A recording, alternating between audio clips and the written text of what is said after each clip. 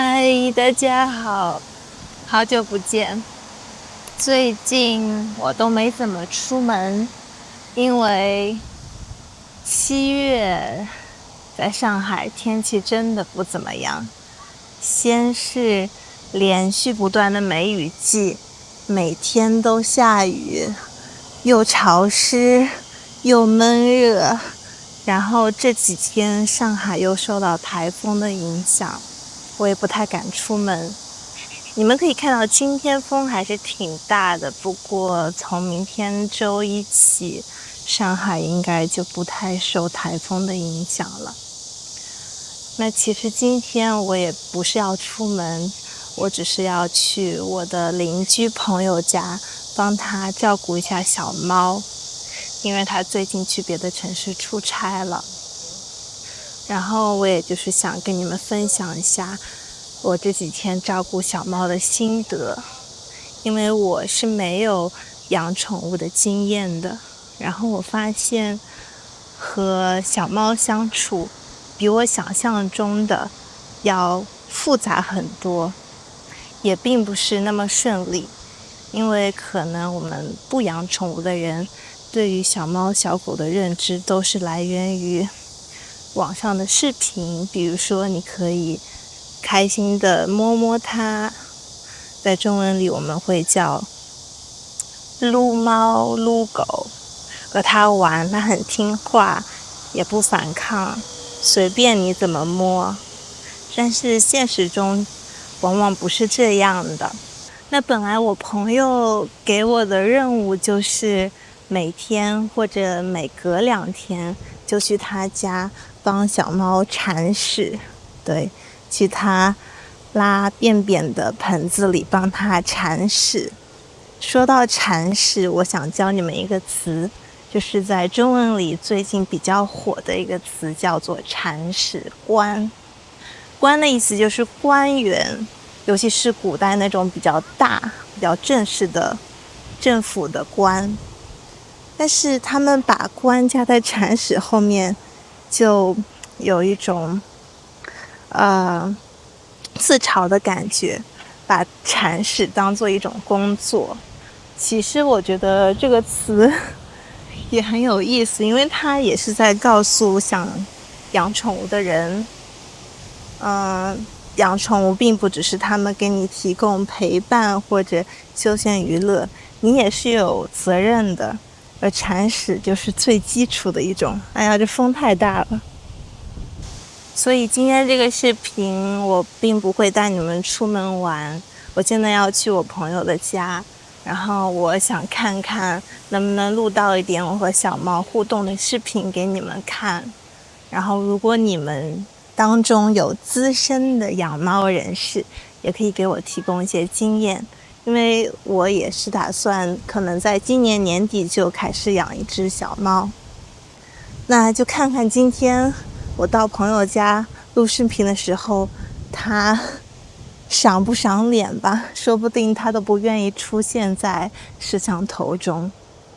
现在我要先进行一个铲屎的工作。他对于这个新相机超级好奇呢。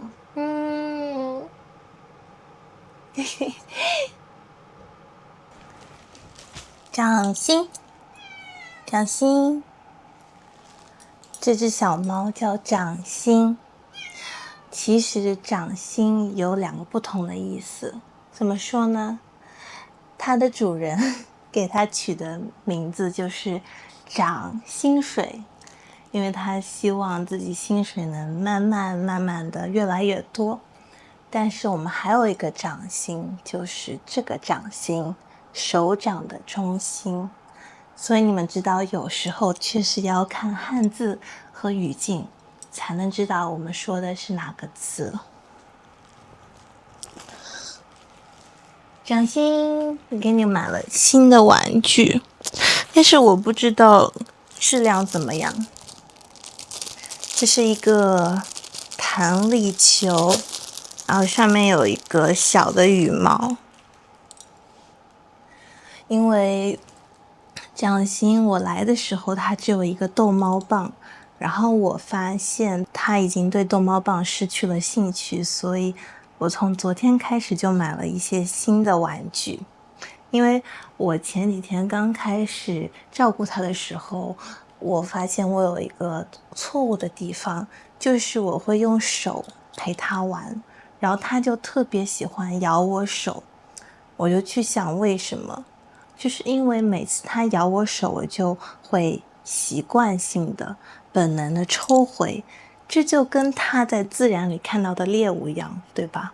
掌心它原来是生活在街道上的，它几个月大的时候，主人把它捡回来，然后我就开始先是用这些玩具去让它释放一些它捕猎的天性，然后我的手可能就对它失去了原来那种猎物的吸引力。其次我改的就是它如果再要咬我的手，我会放在那里不动，让它看起来不那么像猎物，然后它再咬，我就会发出嘶的声音提醒它，然后它好像真的能听懂，能看出我不喜欢它咬我手。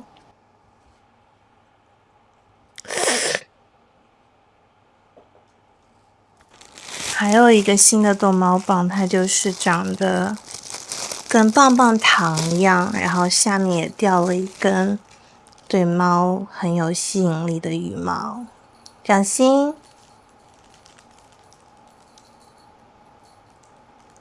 然后我看网上别人说，动这个逗猫棒的时候要让它不那么有规律的动，因为自然界里的猎物动起来也是没有规律的。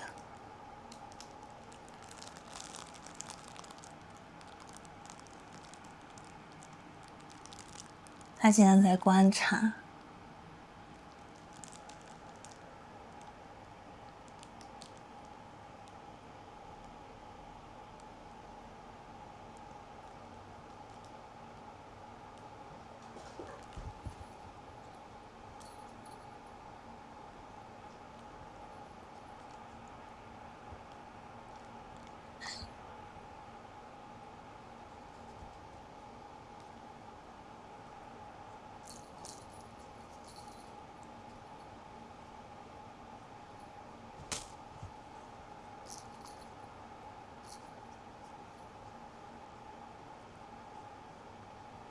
还是引起了一些他的兴趣的哦。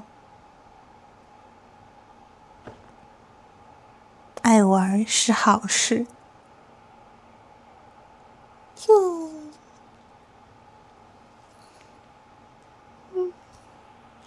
他现在身上还穿着绝育服，因为他大概1周前刚做完绝育，然后这个绝育的小衣服就是保护他的伤口的，所以我现在也不敢让他动太多，因为可能伤口还没有完全恢复好。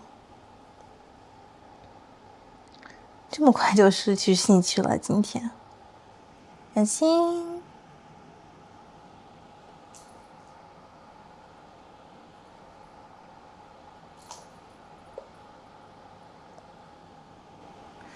然后我看网上说，陪他们玩之后要给他们喂点零食，这样他们就真的会觉得自己捕到猎一样。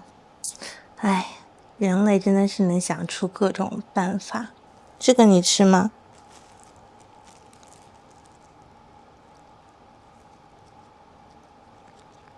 还是吃的。看来你不喜欢这个黄色的零食，那我以后不喂你了。他现在想跟我保持一定的距离，那我就让他这样自己待着。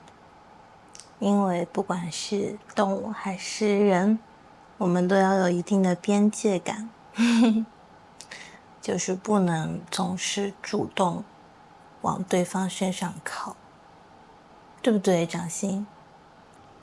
他特别喜欢这样踩在我的脚上，掌心。然后我发现现在伸手给他，他好像真的不咬了。你看，他反正是贴过来让我摸。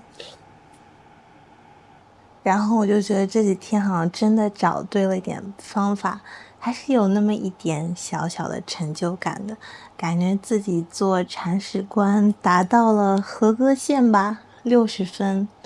然后我也很开心，我朋友就是能信任我，让我在这几天这样去照顾小猫，然后也让我对于自己以后要养宠物更加有把握了。